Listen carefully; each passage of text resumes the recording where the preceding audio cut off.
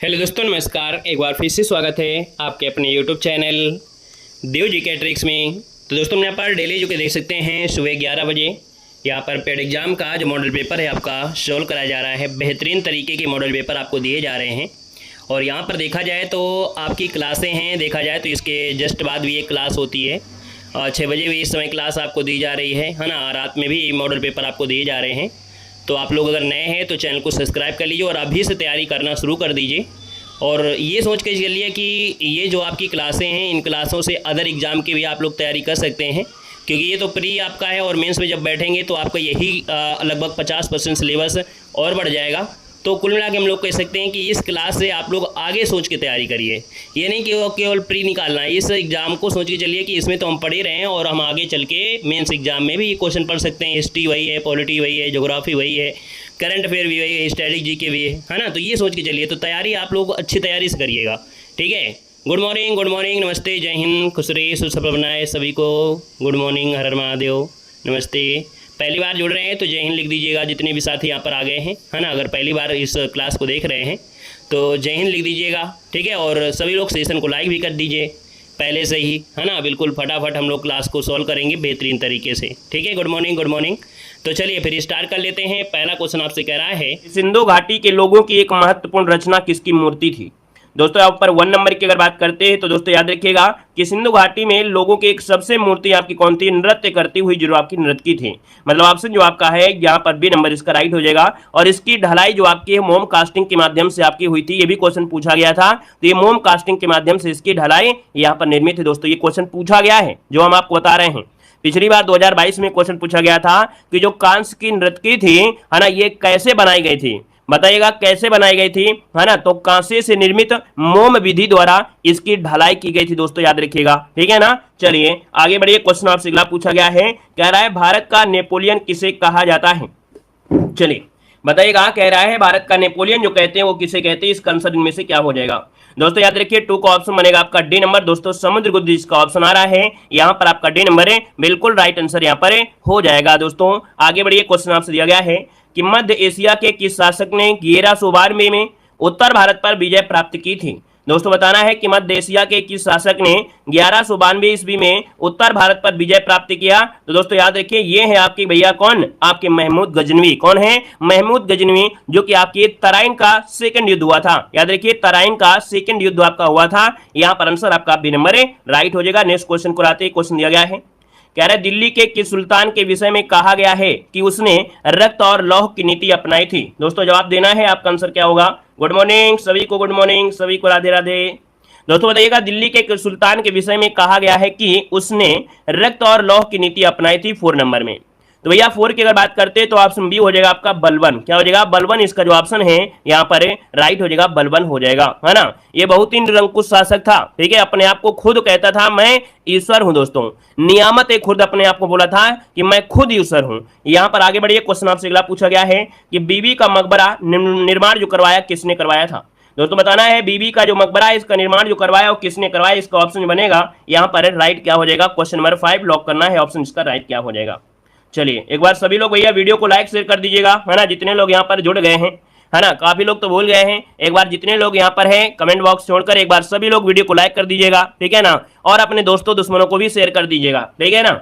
रिश्तेदारों को भी शेयर कर दीजिए भाई, है ना। सभी लोग बार वीडियो को लाइक कर दीजिएगा और जय हिंद लिख दीजिए और इसके बाद इसका जवाब भी दीजिएगा। क्वेश्चन नंबर 5 दोस्तों, बीबी का मकबरा ये महाराष्ट्र के औरंगाबाद जिले में है, जो कि ऑप्शन बनेगा यहाँ पर। दोस्तों कौन सा है, यहाँ पर देखिए 5 नंबर का ऑप्शन डी हो जाएगा।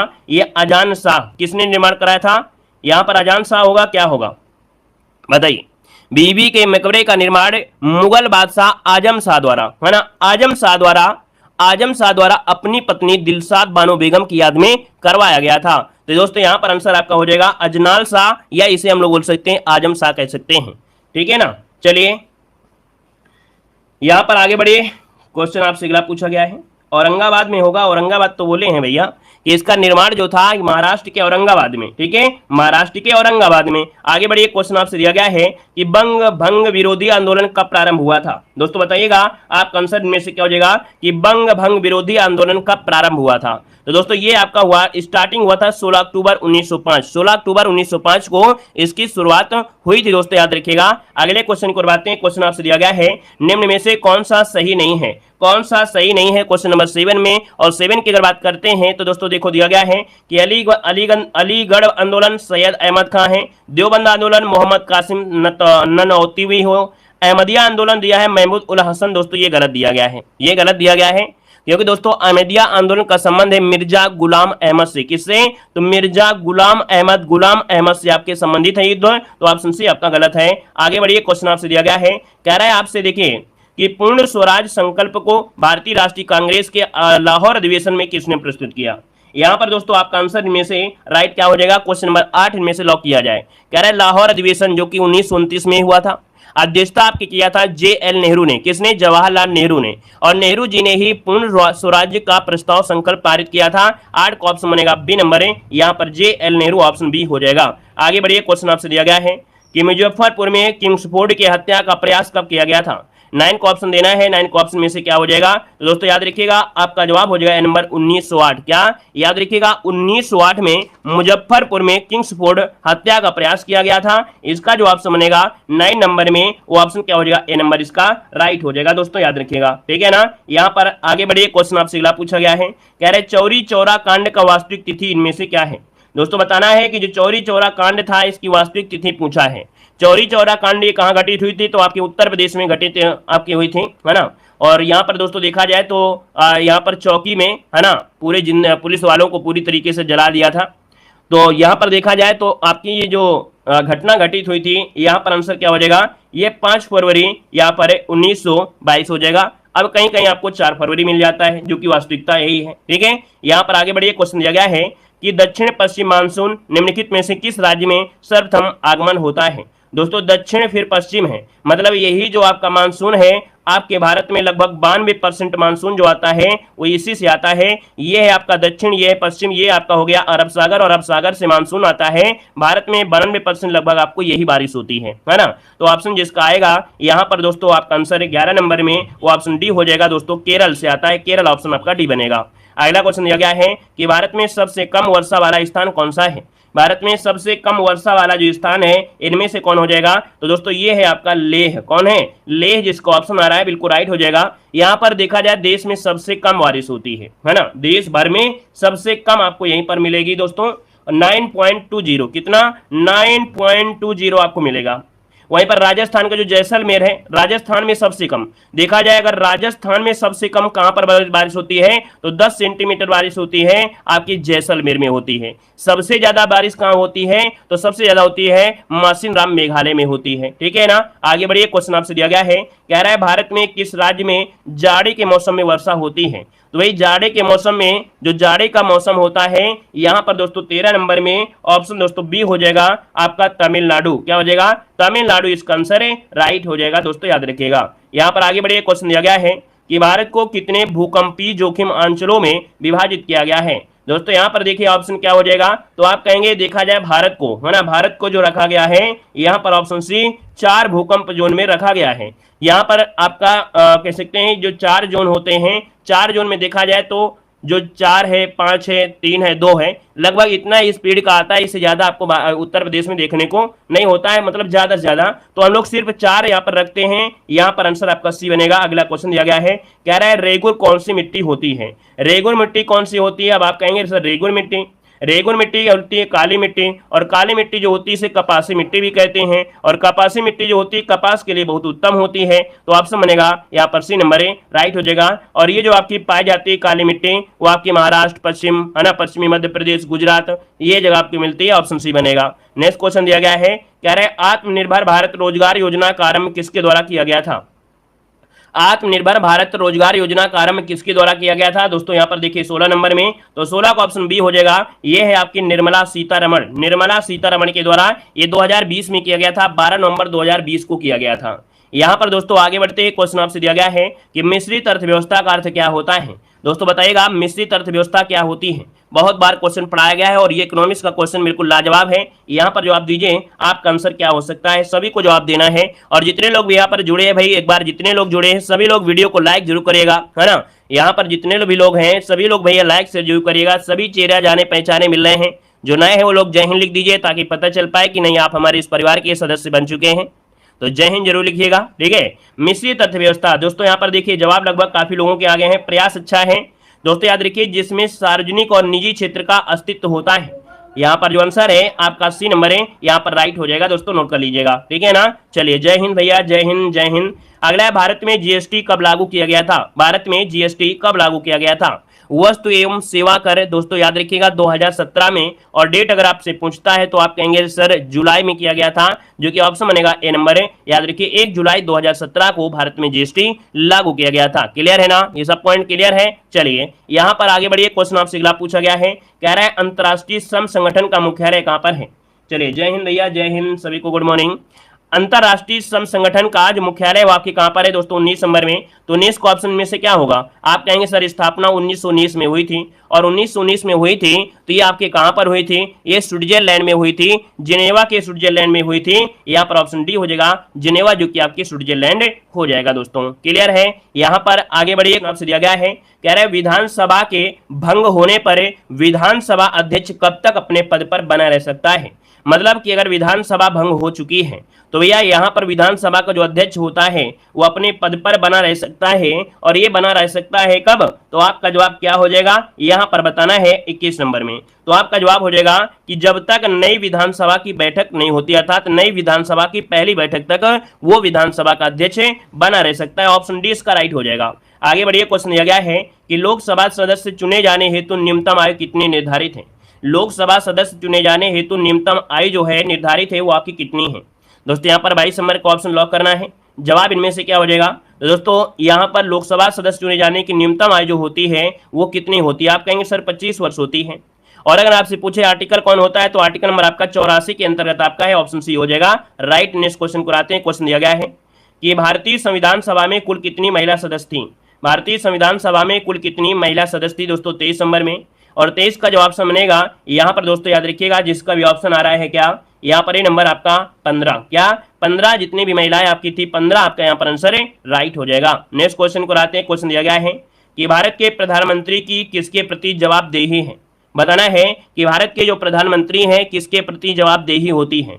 दोस्तों एक आर्टिकल होता है 75 का थर्ड, कौन? आर्टिकल नंबर 75 का थर्ड। इसके अंतर्गत जो मंत्रिपरिषद होती है ये सामूहिक रूप से लोकसभा के प्रति उत्तरदायी होती है।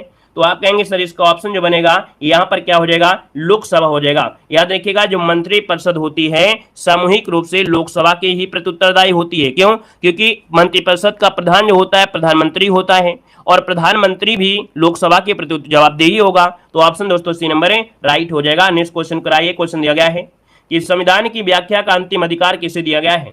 बिल्कुल आपके लेवल के क्वेश्चन आपके हैं, बहुत ही बेहतर आपके हैं, है ना। ये मत समझिए बहुत हार्ड लेवल, वैसे बिल्कुल नॉर्मल आता है। हर बार आप देखते हैं कि जो एग्जाम होता है आपका बिल्कुल नॉर्मल होता है ना। ऐसे ही क्वेश्चन बिल्कुल प्यारे प्यारे क्वेश्चन मिलेंगे, है ना। यहाँ पर दोस्तों 25 नंबर की अगर बात करते हैं तो जवाब क्या हो जाएगा? जवाब हो जाएगा ऑप्शन ए नंबर। याद रखिएगा सर्वोच्च न्यायालय, क्या सर्वोच्च न्यायालय दोस्तों ऑप्शन में से राइट हो जाएगा आपका ए नंबर राइट हो जाएगा दोस्तों, ठीक है ना। यहाँ पर आगे बढ़िए, क्वेश्चन दिया गया है, कह रहा है निम्न में से कौन सी बायोगैस संयंत्र में उत्पन्न नहीं होती है? बायोगैस संयंत्र में उत्पन्न नहीं होता है दोस्तों, बायोगैस में जो आपकी नहीं होती है वो आपकी कौन? दोस्तों ये जब गैसें होती हैं कोयले के दहन से उत्पन्न होती हैं, और बायोगैस में जैसे CH4 है, CO2 है, N2 है, H2 है, लेकिन जो आपका कार्बन मोनोऑक्साइड है, कौन सा ऑप्शन? यहाँ पर डी नंबर है। याद रखिएगा ऑप्शन यहाँ पर डी या CH4 क्या बनेगा? हाँ डी बनेगा। याद रखिए जो कार्बन मोनोऑक्साइड है ये गैस आपके बायोगैस संयंत्र में आपकी नहीं होती है दोस्तों, याद रखिएगा। बायोगैस तो आप जानते हैं जो गोबर ओबर होता है उससे निकालते हैं, तो उसमें जलने वाला तो कोई प्रक्रिया होगी नहीं कि नहीं निकले तो कार्बन मोनोऑक्साइड नहीं। ऑप्शन आपका डी हो जाएगा। अगला क्वेश्चन यहाँ पर दिया गया है कि प्रतिरोध की SI यूनिट क्या होती है? प्रतिरोध की SI क्या क्या है? तो आप कहेंगे सर 27 नंबर का ऑप्शन बनेगा। यहाँ पर ओम होता है, ओम जो कि ऑप्शन है आपका सी नंबर है राइट हो जाएगा। क्लियर है। न्यूटन बल का होता है, कूलाम आवेश का होता है, और जूल होता है कार्य का। आगे बढ़िए, क्वेश्चन दिया गया है, कह रहे इंसुलिन का उत्पादन किया जाता है। इंसुलिन का उत्पादन किया जाता है दोस्तों किसके द्वारा? तो इंसुलिन का उत्पादन होता है अग्न्याशय स्थित जो आपकी लैंगर-हंस की द्वीपकाएं होती हैं दोस्तों। यहाँ पर 28 नंबर की अगर बात करते हैं तो ऑप्शन दोस्तों ये हो जाएगा, ये है आइलेट्स और लैंगर-हंस द्वारा ये उत्पन्न किए जाते हैं, ऑप्शन ए बनेगा। नेक्स्ट क्वेश्चन को आते हैं। क्वेश्चन दिया गया है कि लव हार्मोन्स किसे कहते हैं? चलिए भैया बताना है कि प्यार वाला हार्मोन्स जो होता है कौन होता है, बताइएगा कि लव हार्मोन्स या प्यार हार्मोन्स कौन होता है। चलिए तो दोस्तों यहाँ पर देखिए आपका आंसर 29 नंबर में जवाब देना है। यहाँ पर आंसर जो आपका है राइट क्या हो जाएगा। चलिए सब कुछ सीखते हैं तो ये भी सीख लीजिए। यहाँ पर आंसर जो आपका बनेगा यहाँ पर राइट क्या हो जाएगा।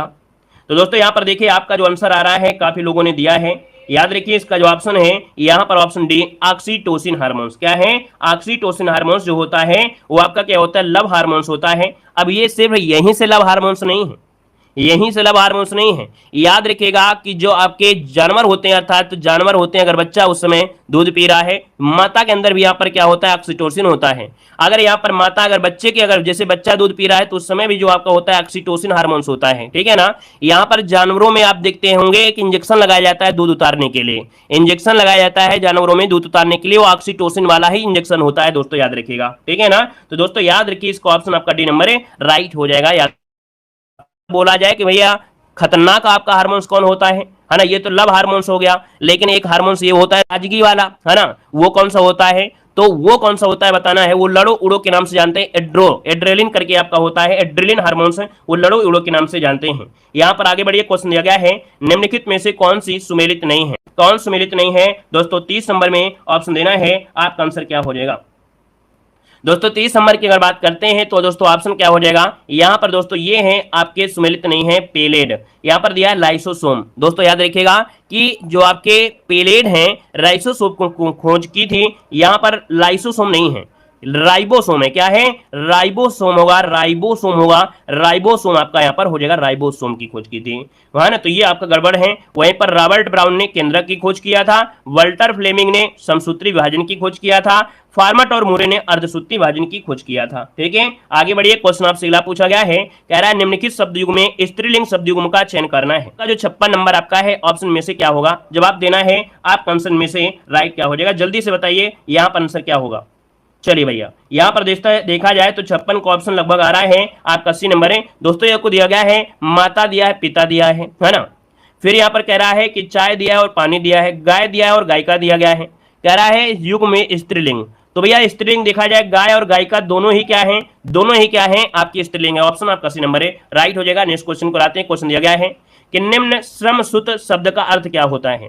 श्रमसुत मतलब होता है कि बोलने में दोस्तों आपको एक जैसे लगेंगे। अगर हम बोलते हैं तो अगर आप सुन रहे हैं तो लगेगा कि सर ने एक ही शब्द बोला है, लेकिन डिफरेंस कहीं ना कहीं होता है। ये डिफरेंस होता है दोस्तों, ऋत मतलब होता है सत्य और ऋतु मतलब होता है मौसम। यहाँ पर ऑप्शन जो आपका है आपका बी नंबर है, यहाँ पर राइट हो जाएगा दोस्तों, नोट करिएगा बी नंबर बन जाएगा। चलिए आगे बढ़िए, क्वेश्चन आपसे अगला पूछा गया है कि इसमें से अश्व का पर्यायवाची कौन सा नहीं है। अश्व का पर्यायवाची इनमें से कौन सा नहीं है दोस्तों, यहाँ पर आंसर को लॉक करना है। आपका जवाब इनमें से क्या हो जाएगा दोस्तों 58 नंबर में, और 58 की अगर हम बात करते हैं तो ऑप्शन क्या बनेगा, नोट करिएगा, ऑप्शन बी हो जाएगा दोस्तों। ये है आपका कुरंग। कुरंग दोस्तों यहाँ पर, हाँ यहाँ पर नई शब्द आपका है ना, तो अश्व का पर्यायवाची तुरंग होता है होता है, सैंधव होता है। कुरंग नहीं कुरंग होता है हिरण का। किसका होता है, हिरण का होता है। कहा जाता है कि हिरण का जो रंग है वो आपका अच्छा नहीं है। हिरण में बस एक है दिक्कत है कि उसका रंग अच्छा नहीं है। अच्छा ये बताइए हिरण में अच्छा क्या लगता है आप लोगों को। भाई हिरण को कहा गया है कुरंग कहा गया है ना, क्योंकि भैया उसका कलर अच्छा नहीं होता है ना, ये देखने में अच्छा नहीं होता है रंग। तो आप बताइए कि हिरण को लोग लाइक क्यों करते हैं, किस वजह से लाइक करते हैं हिरण को, क्या देख कर यहाँ पर लाइक करते हैं, बता सकते हैं कोई किसी ऐसा आपका अगर हो आपके अंदर। बिल्कुल सही है, जवाब आ गए हैं आंखें। हिरण की जो आंखें होती हैं दोस्तों वो बड़ी बड़ी आंखें होती हैं, और जिसकी भी आंखें बड़ी होती हैं उसे सुंदर माना जाता है ना। कोई लड़की देखिए उसकी आंखें अगर बड़ी बड़ी होती हैं कहीं ना कहीं थोड़ा सा अच्छा लगती है, ठीक है। अब इतना नहीं कि बहरा बिल्कुल बल्ब जैसे निकल आए, ठीक है ना। तो यहाँ पर आंसर आपका बी राइट हो जाएगा। यहाँ पर आगे बढ़िए, क्वेश्चन दिया गया है कि निम्न में से शुद्ध वाक्य का चयन करना है। 59 को ऑप्शन देना है, आपका आंसर इनमें से राइट क्या हो जाएगा। हाँ ये आंखों से प्यार हो जाता है, आंखें वो खतरनाक होती है ना, कहते हैं हिरनी जैसे आंखें, ये नहीं होनी चाहिए। चलिए बताइए, यहाँ पर आइए, क्वेश्चन नंबर आपका 59 दिया है, और 59 का ऑप्शन की अगर बात करते हैं तो दोस्तों देखो दिया गया है शुद्ध। कह रहा है आज घोड़ा दौड़ भी होगी, है ना, ये शुद्ध वाक्य लग रहा है क्या। डी वाला देखिए आपका 59 का ऑप्शन डी पर आइएगा। कि गरीबों के लिए निःशुल्क शिक्षा की व्यवस्था है। बिल्कुल सही है ऑप्शन दोस्तों आपका डी नंबर है, यहाँ पर राइट हो जाएगा, डी नंबर बन जाएगा। ठीक है ना। चलिए यहाँ पर आगे बढ़िए, क्वेश्चन आपसे अगला पूछा गया है, कह रहे हैं मधुशाला के जो लेखक हैं वो आपके कौन हैं।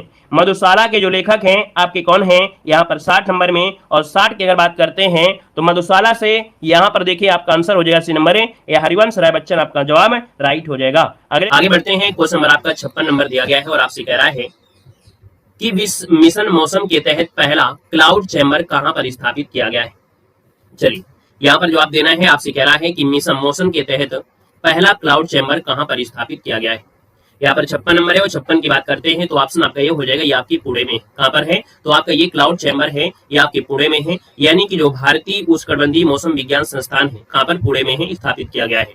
ये भारत में अपनी तरह का पहला चैम्बर है जो मानसून के बादलों का अध्ययन करता है ना, उनके गुणों पर ध्यान केंद्रित करता है। तो ऑप्शन नंबर आपका फर्स्ट राइट हो जाएगा। क्वेश्चन नंबर आपकी 57 की ओर चलते हैं और आपसे कह रहा है कि गान नगाई उत्सव कहां पर मनाया गया है। गान नगाई उत्सव है और ये कहां पर मनाया गया है। 57 नंबर की बात करते हैं तो दोस्तों याद रखिएगा आपका जो आंसर बनेगा वो राइट हो जाएगा आपका, ये मणिपुर मनाया गया है, गान नगाई उत्सव है। ठीक है ना। यहाँ पर देखा जाए तो ये मुख्य रूप से मणिपुर में भी और कुछ जगह नागालैंड में भी मनाया जाता है और ये फसल कटाई के बाद का महोत्सव है, यानी सर्दियों के मौसम में मनाया जाने वाला है और इसे रोशनी के त्योहार के रूप में जानते हैं। यानी गान नगाई जो उत्सव है इसको रोशनी का त्योहार भी कहते हैं। क्या बोलते हैं, रोशनी का त्योहार भी यहाँ पर कहा जाता है, याद रखिए रोशनी का त्योहार के नाम से जानते हैं। क्वेश्चन नंबर आपका दिया 58 में और आपसे कह रहा है तमिलनाडु के कुडनकुलम परमाणु संयंत्र के लिए 1000 MW की है ना जो छठी और अंतिम इकाई का निर्यात किस देश ने यहाँ पर किया है।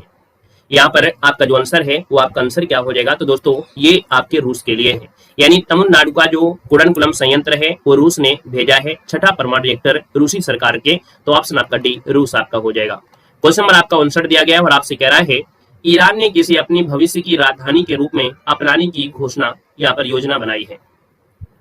चलिए 59 की बात करते हैं तो 59 जो आपका दिया गया है दोस्तों याद रखिए ईरान ने अपनी भविष्य की राजधानी के रूप में जो आपका दिया है मकरान, है ना, क्या है मकरान, जो कि ऑप्शन नंबर आपका फर्स्ट यहाँ पर राइट हो जाएगा। यहाँ पर जो तेहरान की जनसंख्या है वो बढ़ रही है, बिजली पानी की जैसी कमी हो रही है, इनसे सबसे निपटने के लिए मकरान जो कि ईरान के दक्षिणी तट पर स्थित है उसके लिए यहाँ पर योजना बनाई है। ऑप्शन नंबर आपका फर्स्ट राइट हो जाएगा।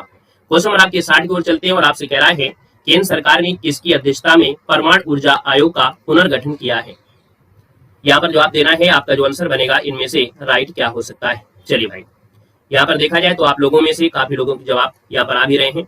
हमने कहा सर परमाणु ऊर्जा आयोग का पुनर्गठन किसकी अध्यक्षता में है, तो जवाब यहाँ पर आ गए हैं 60 नंबर का, कुछ लोगों ने जवाब दिया भी है। यहाँ पर अजीत कुमार मोहंती, जिन्हें एके मोहंती कहते हैं, एके मोहंती भी कहते हैं, ऑप्शन नंबर आपका सी राइट। अगले क्वेश्चन को आते हैं, क्वेश्चन दिया गया है, कह रहा आपसे यहाँ पर बताइएगा यहाँ पर दिया गया है भारतीय राज्यों में राज्यपाल की नियुक्ति कौन करता है। भैया राज्यों में राज्यपाल की नियुक्ति जो करता है वो कौन करता है दोस्तों, जवाब देना है, आपका आंसर में से क्या हो जाएगा। जय हिंद भैया, जय हिंद, सभी को वेलकम है दोस्तों। 81 की अगर बात कर लेते हैं तो आपका आंसर क्या हो जाएगा, यहाँ पर जवाब देना है दोस्तों 81 को ऑप्शन सी हो जाएगा। यहाँ पर राष्ट्रपति क्या होता है, राष्ट्रपति नियुक्त करता है और राष्ट्रपति हटा भी सकता है ना, तो इसको ऑप्शन बनेगा यहाँ पर सी नंबर है। अगले क्वेश्चन को बढ़ते हैं, क्वेश्चन दिया गया है कि दादा साहब फाल्के पुरस्कार किस क्षेत्र में दिया जाता है। दादा साहब फाल्के पुरस्कार जो दिया जाता है ये किस क्षेत्र में दिया जाता है दोस्तों, आपका आंसर क्या होगा, तो आप कहेंगे सर सिनेमा के क्षेत्र में देते हैं, ऑप्शन बी नंबर इसका राइट हो जाएगा। अगर हम आपसे पूछे भैया कि यहाँ पर जो आपका है जैसे पद्मश्री होता है तो खेल के लिए, कला के लिए इनके होता है,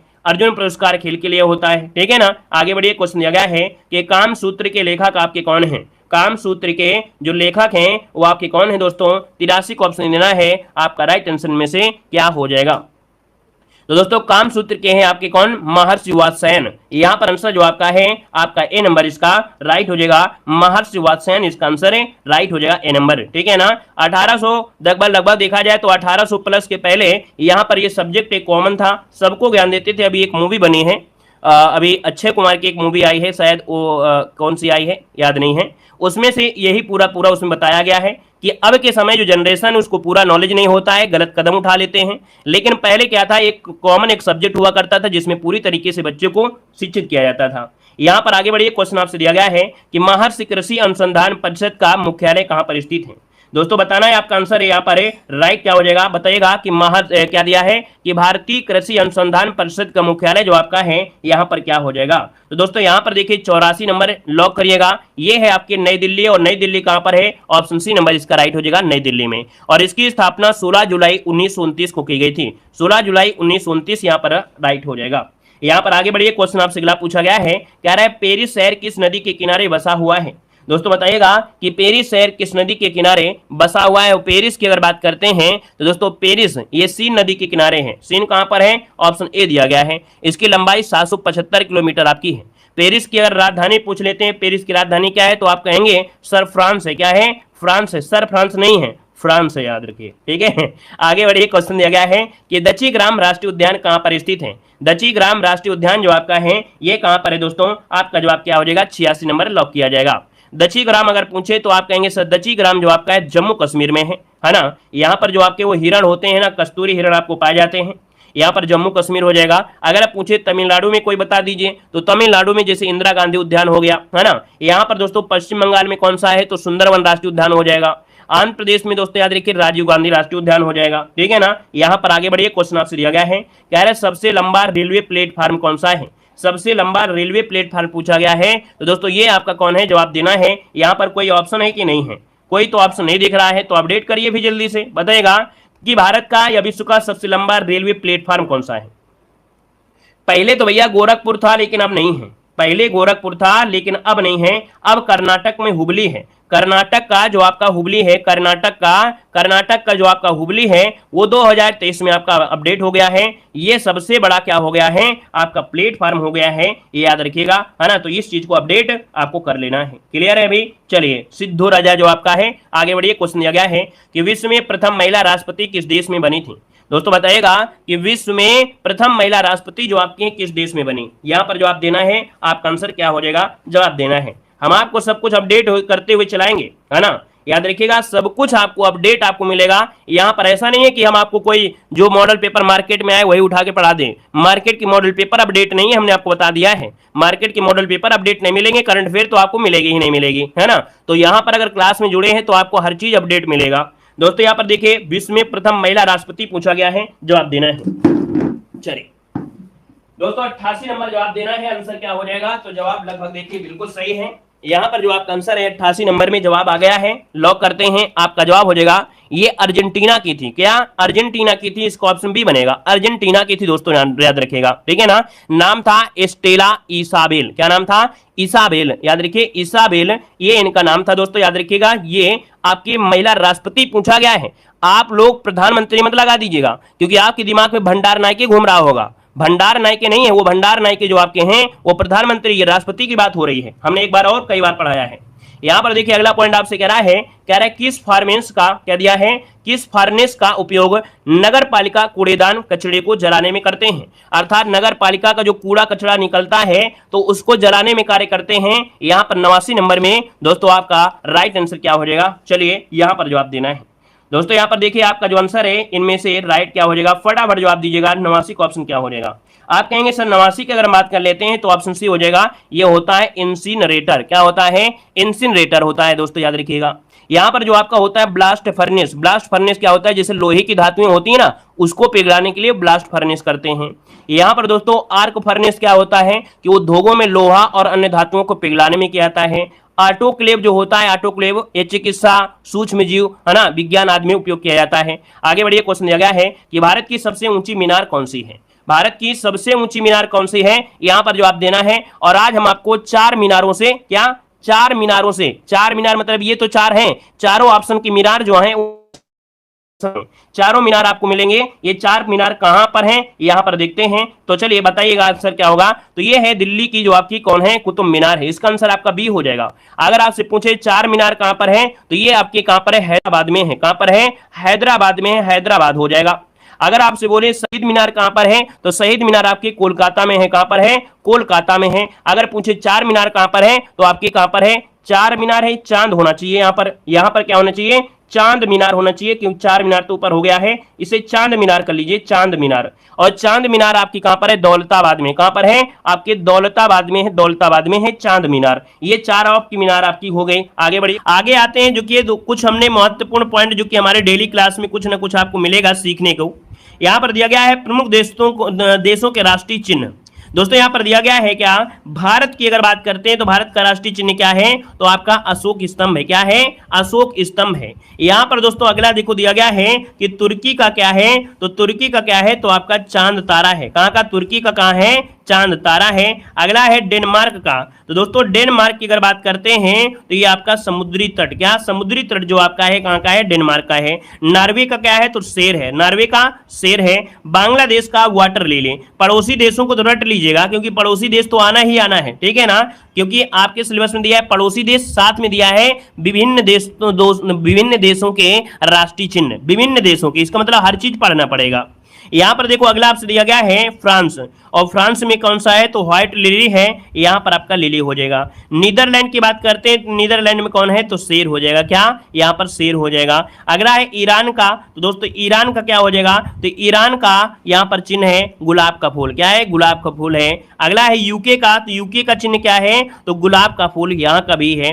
स्पेन का अगर पूछे तो ईगल, यहां का जो चिन्ह है क्या है? राष्ट्रीय चिन्ह तो आपका स्पेन का है, ईगल है। अगला है यूएसए। क्या दिया है? यूएसए। तो दोस्तों यूएसए का आपका राष्ट्रीय चिन्ह क्या है? Golden rod. क्या है? गोल्डन रॉड हो जाएगा। अगला है जापान का। तो दोस्तों जापान का जो आपका चिन्ह है राष्ट्रीय चिन्ह गुलदाउदी। क्या है? गुलदाउदी है यहाँ का राष्ट्रीय चिन्ह।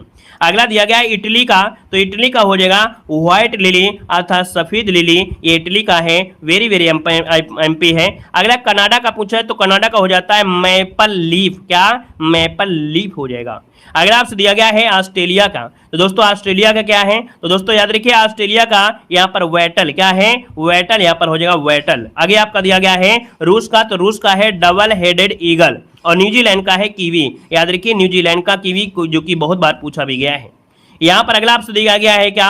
यहाँ पर अगला आपसे दिया गया है प्रमुख देशों के राष्ट्रीय स्मारक। क्या? प्रमुख देशों के राष्ट्रीय स्मारक। दोस्तों देख सकते हैं कि जो आपका क्वेश्चन यहां से बनता ही बनता है। यहां पर दिया गया है झुकी हुई मीनार कहां पर है। ये चीज जो हम पढ़ा रहे हैं वो स्पेशल आपको मिल जाएंगे अलग से, क्योंकि आप कहां ढूंढोगे भाई? आपके मन में आया कि हम रिवीजन कर लें, और रिवीजन करने के लिए आप सोचोगे कौन सा मॉडल पेपर में सर ने पढ़ाया था, इसलिए इनको अलग से हम पढ़ा देंगे, अलग से प्लेलिस्ट बना देंगे ताकि आराम से आप पढ़ पाओगे। ठीक है, यहाँ पर रिवीजन होगा, अलग से भी आपका रिवीजन होगा। ठीक है, देखो दिया है झुकी हुई मीनार, ये आपकी पीसा में है ना, जो कि देश कौन है? इटली आपका है। यहाँ पर क्रेमलिन ये मॉस्को में है, रूस में है। पार्थनान ये आपके एथेंस जो कि आपके यूनान में है। अगला है आपका इंपेरियल पैलेस।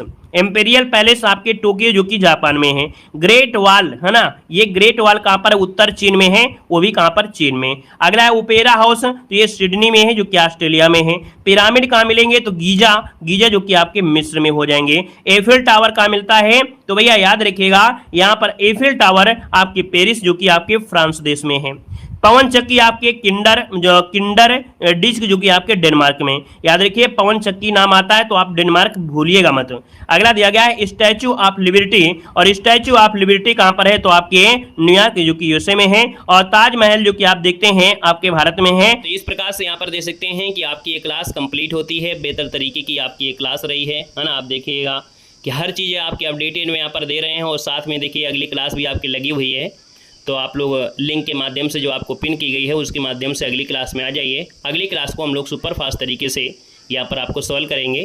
टेलीग्राम से नहीं जुड़े हैं तो टेलीग्राम से भी जुड़ सकते हैं, ताकि समय समय से आपको हर क्लास की नोटिफिकेशन और PDF वगैरह आपको मिलती रहे। ठीक है, सभी लोग सेशन को लाइक कर दीजिए जितने लोग यहाँ पर हैं, और अगली क्लास में आ जाइए। चलिए धन्यवाद सभी को, जय हिंद, वंदे मातरम। आइए अगली क्लास में।